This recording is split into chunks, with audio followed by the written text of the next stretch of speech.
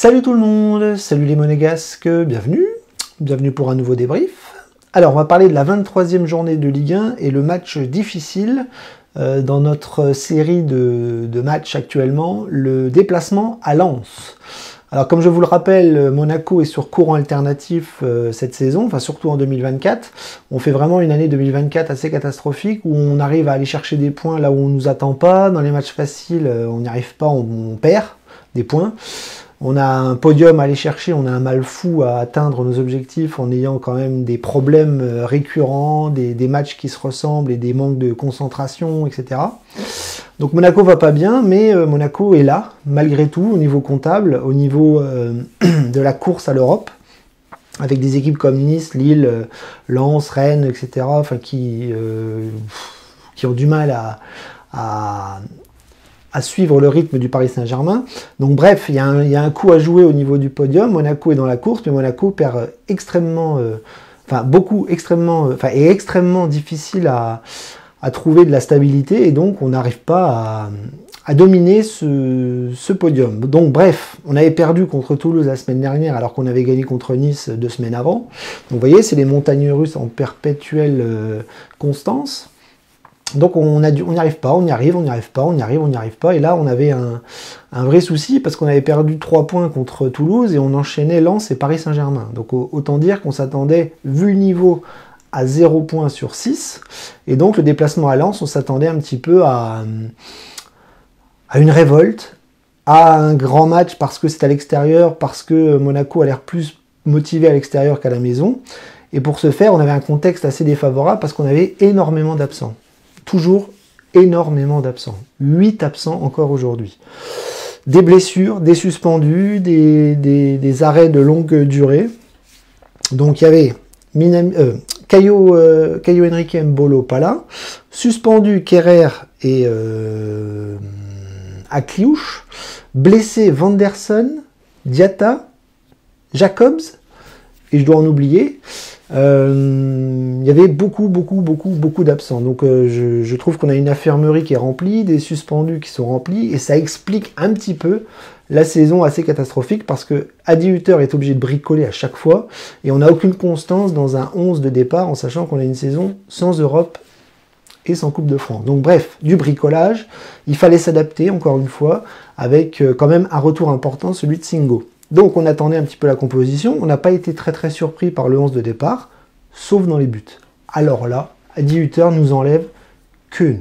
C'est-à-dire que son gardien titulaire, il le met sur le banc, et c'est Majeki qui joue titulaire. Alors peut-être, je pense pas que ce soit une sanction, je pense que c'est surtout que Majeki avait fait un bon match en Coupe de France à Lens, voilà, dans le même type de contexte, dans le même type de match, et peut-être qu'il a senti que Majeki était prêt à jouer, en sachant que Keun la semaine dernière avait fait une faute professionnelle gravissime.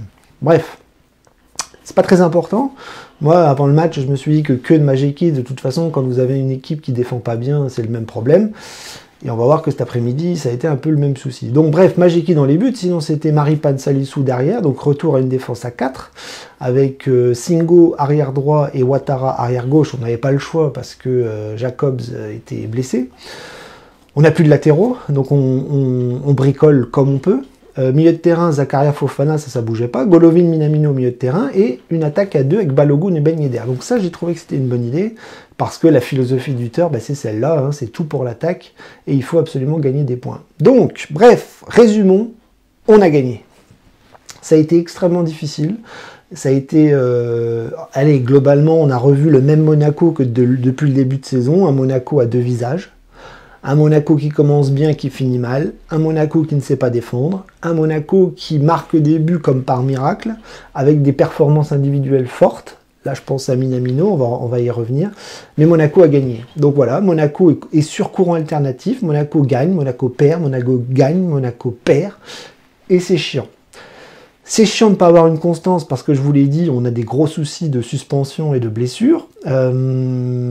C'est compliqué pour Hütter. Moi dans la saison qu'on est en train de vivre actuellement, j'ai du mal à trouver un responsable. Hütter peut être le responsable, les joueurs peuvent être les responsables, la direction peut être les responsables. Je pense que quand il y a un fiasco dans un club, c'est tout le monde pareil, tout le monde coupable. Donc Hutter a sa part de responsabilité, les joueurs aussi. Et force est de constater que les joueurs arrivent quand même à réagir quand ils font de la merde. C'est-à-dire que à chaque fois qu'ils font une contre-performance derrière, ils se reprennent et ils gagnent. Le problème, c'est qu'on a l'impression qu'ils choisissent leur match et c'est pas normal que contre les petites équipes, on ne prenne pas des points et qu'il faut attendre les grosses affiches pour réagir. Donc ça prouve que Monaco est capable, ça prouve que Hutter a quand même une équipe solide et qui le suit plus ou moins, mais on va le voir, les mêmes problèmes reviennent, les mêmes soucis techniques, les mêmes soucis tactiques, j'ai envie de dire, les mêmes soucis de concentration, les mêmes soucis à chaque match. Donc voilà, on a une équipe bancale, on a du talent malgré tout, et on s'en sort comme on peut. Donc bref, on a gagné 3-2. Pour résumer, la première mi-temps a été très bonne, très bonne, si ce n'est que on a été un petit peu constant dans les 45 premières minutes, parce qu'on a quand même joué une demi-heure, 35 minutes, plus ou moins bien. Et on va voir que Monaco, exactement comme en Coupe de France, on va marquer sur nos occasions. C'est-à-dire qu'au début de match, on presse bien, on est haut, les Lensois sont pas trop dedans. Les Lensois ont joué 120 minutes jeudi, donc ils étaient censés être fatigués. Ça s'est pas vu. Et Monaco commence très fort et marque. C'est-à-dire que ce Balogun sur le côté gauche va s'arracher sur son défenseur et lui qui est pas trop en confiance va réussir à rentrer dans la surface de réparation et va mettre un super but. C'est-à-dire que face au gardien excentré, il va la mettre du pied gauche, je crois, petit filet extérieur. Magnifique. 1-0. C'est mérité. Monaco dominé. Monaco est fort. Et Monaco va même réussir à mettre le deuxième but. C'est-à-dire qu'en poussant comme en Coupe de France, on va mettre un but et un deuxième but. Sur une attaque côté droit, Minamino et Ben Yedder vont combiner. Minamino va réussir à reprendre la balle sur le long de la ligne et Samba va faire une boulette et va se mettre le ballon au fond des filets. Donc à force de pousser, à force de presser, Monaco est récompensé et on se retrouve à 2-0 dans toute logique avec un Monaco qui est bon, concentré, qui nous fait plaisir et on se dit, écoute, profitons-en. Si Lens est fatigué et si Lens n'y est pas, on va pouvoir mettre une fessée au Lensois dans un contexte bien particulier. Et non, le scénario de la Coupe de France revient, et en fait, Lens va repousser un petit peu, Monaco va reculer un petit peu comme d'habitude, et on va prendre un but sur un ballon un petit peu perdu dans les pieds d'un Lensois, où Salissou la retouche, l'avant-centre est devant, et va crucifier Majeki. Donc 2-1, la mi-temps arrive, même scénario qu'en Coupe de France, on est mal barré parce que Monaco a tendance à disparaître en deuxième mi-temps. Et la deuxième mi-temps, je vous le donne en mille, on va disparaître, on va rester au vestiaire et Monaco va faire une deuxième mi-temps cataclysmique, nullissime.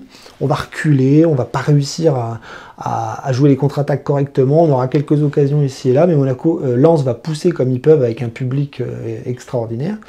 Et ils vont même égaliser, c'est-à-dire qu'ils vont presque avoir un penalty sur une faute de Ouattara qui a déjà pris un jaune. La VAR ne confirme pas le penalty et donc on est sauvé, mais en poussant, les Lensois vont rentrer dans la surface, vont frapper comme des malades sur Majeki et vont réussir à mettre le deuxième but sur une frappe sous la barre. Donc 2 buts partout, Monaco n'y est pas, Monaco n'y est plus, et on n'est pas surpris parce que Monaco a tendance à jouer pas plus d'une demi-heure par match, et on est en train de disparaître. Bizarrement, sur quelques contre-attaques, Monaco est dangereux, et après l'égalisation, on va réussir, nous, à choper un penalty. C'est-à-dire que Balogun va se faire défoncer la gueule dans la surface, et Minamino, derrière, va percuter Samba, et penalty assez logiquement, je trouve. Hein, il peut même y avoir 2 fautes sur l'action. Et donc, penalty de l'arbitre que Monaco va tirer. Manque de bol, Ben Yedder est sorti. Et qui va tirer, puisque Balogun ne peut pas tirer les penaltys, puisqu'il les rate à chaque fois. Eh bien, je vous le donne en mille encore une fois. Fofana a le ballon dans les mains. Ça tergiverse, pardon. C'est le bordel, tout le monde se regarde, tout le monde attend parce qu'il y a des petits échauffourés dans la surface, et Fofana donne le ballon à Balogun. Alors là, tout le monde se dit, c'est mort, il va pas la rater, parce que Balogun, autant il est en confiance, parce qu'il marque un super but en première mi-temps, mais sur les pénaltys, il est nul. Et je le répète, l'année dernière, à Reims, il était pas bon. Il mettait des pénaltys, mais il les tirait très très mal. Et ben là, il recommence. C'est-à-dire qu'il tire son pénalty n'importe comment. Alors en gros, c'est il frappe coup de pied un petit peu sur la gauche. C'est souvent au niveau du gardien qu'il a juste à se baisser pour la récupérer. Mais Samba la repousse et derrière, il se chie dessus. C'est-à-dire que Balogun se chie dessus et il met un tir de femme enceinte dans les bras de Samba. Voilà, pénalty raté, une catastrophe pour Balogun qui replonge dans la dépression nerveuse malgré son but en première mi-temps. Après, on peut souligner l'esprit d'équipe dans cette équipe qui laisse Balogun tirer quand Ben Yedder n'est pas là, mais il n'y arrive pas, il n'y arrive plus. Et si moi je suis Hutter, j'interdis Balogun de tirer les pénaltys jusqu'à la fin de saison. Bref, 2 buts partout, on se dirige vers la fin du match, c'est terminé. Monaco se dirige vers un nouveau fiasco parce qu'il fallait les 3 points, tellement l'urgence est là. Et Minamino va surgir. Minamino va surgir dans la surface de réparation, va prendre le ballon, va rentrer dans la surface et du pied gauche va mettre une mine en lucarne splendide et va mettre le 3e but. Et là, il reste 7-8 minutes d'arrêt de jeu et on va tenir et on va gagner le match. Donc voilà, donc une super performance de l'AS Monaco sur le point de vue comptable. Sur le plan du jeu, je viens de vous expliquer que ça a été assez catastrophique parce qu'on continue de prendre des buts à l'appel. On ne répond pas présent en deuxième mi-temps. Physiquement, on s'écroule. On a même vu Maripane qui s'est blessé en première mi-temps et qui a été strappé. Donc je ne sais même pas s'il sera là pour les matchs suivants. En tout cas, Monaco a fait du Monaco, nous a fait peur, mais réussit à s'en sortir un petit peu comme à Nice. Donc c'est un petit peu la même chose. Voilà, c'est le courant alternatif. C'est agaçant parce qu'on ne domine rien.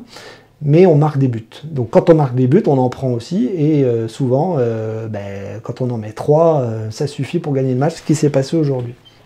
Donc je suis très content. On remonte sur le podium, mais là, il y a Nice et Lille qui sont en train de jouer. Je pense qu'ils ont des matchs faciles, ils vont gagner aisément. Donc la semaine prochaine, là, ça va être une autre paire de manches, parce que la semaine prochaine, on attend un miracle et un exploit face à des Parisiens intraitables. Donc, si je devais revenir un petit peu sur les performances individuelles, je trouve que Majeki a été plutôt bon, même s'il se fait allumer, comme Keun peut se faire allumer en match. Il peut rien faire sur les 2 buts. Il a fait des arrêts qui étaient assez faciles dans l'ensemble du match. Il n'a pas eu de grosse parade à faire. Je trouve qu'il a...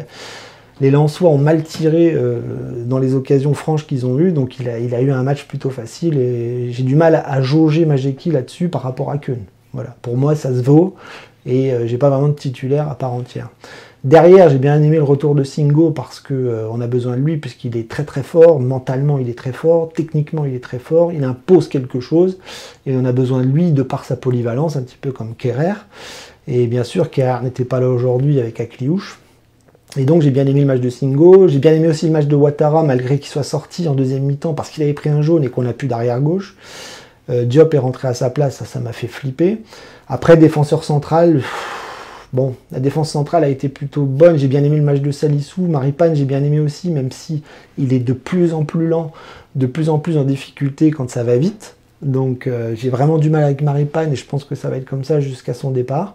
Mais globalement, la défense a fait un bon match et j'ai pas envie de leur cracher dessus, malgré ils ont pris l'eau, comme d'habitude, qu'on a pris 2 buts et que ça n'est pas sécure du tout. Mais ça, on le sait, ça va être comme ça jusqu'au bout.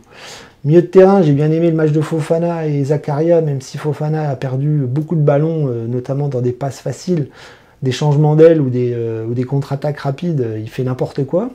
Mais bon, il est costaud, il récupère des ballons, il essaye d'être le patron au milieu de terrain. C'est compliqué, voilà, c'est compliqué, même si Zakaria et lui, c'est plutôt correct. La semaine prochaine, Zakaria n'est pas là, Camara non plus, je ne sais pas comment on va faire, ça va être du bricolage ultime. Mais bon, ils se sont battus, match moyen, même si, voilà, j'ai pas trouvé l'aspect défensif global de la saison, du match extrêmement performant. Minamino Golovin, j'ai bien aimé le match de Minamino qui s'est battu comme un chien, je le répète, c'est un joueur intelligent qui perd des ballons, mais qui a une science du jeu, une science du placement, une science du football qui me plaît beaucoup. Et du coup, on espère que ces 2 buts d'aujourd'hui vont le mettre encore plus en confiance pour qu'il performe un petit peu comme au début de saison. Mais j'ai plutôt bien aimé le match des milieux de terrain offensifs aujourd'hui, même si Golovin était un petit peu en dessous. Il a fait des mauvais choix dans la surface. Au moment de frapper, il fait la passe. Minamino, pareil. Au moment de frapper, il fait la passe. On aurait pu tuer le match en première mi-temps avec Ben Yedder, Minamino et Golovin. On ne l'a pas fait. Mais voilà, ils se sont battus comme des chiens. Pareil, ça n'a pas été un match exceptionnel, mais ils y ont été au mental. Et ça, c'est très très bien. Devant, j'ai trouvé que ça n'a pas été bon du tout, malgré Balogun qui met un super but. Le super but de Balogun, couplé à son penalty raté, fait qu'il rate son match. Malheureusement, il n'est pas en confiance du tout, même si ça se voit pas trop qu'il n'est pas en confiance quand il s'agit de faire des appels, quand il s'agit de récupérer le ballon, garder le ballon, combiner avec Ben Yedder, c'est plutôt pas mal par rapport à d'autres attaquants qu'on a connus, mais je l'ai trouvé en grande difficulté, voilà, sur le plan mental quand même.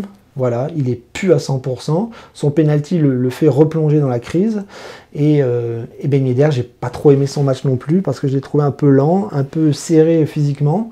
Ça a été dur, il est sorti, il est fatigué, on sent qu'il a plus 20 ans. Et donc pour le coup, l'attaque, les milieux offensifs, les milieux défensifs, les défenseurs et les gardiens, de tout ce que je vous ai dit, ça a été un match moyen de la part de tout le monde. Ils se sont battus comme des chiens, ils ont le mental, ils ont le mental.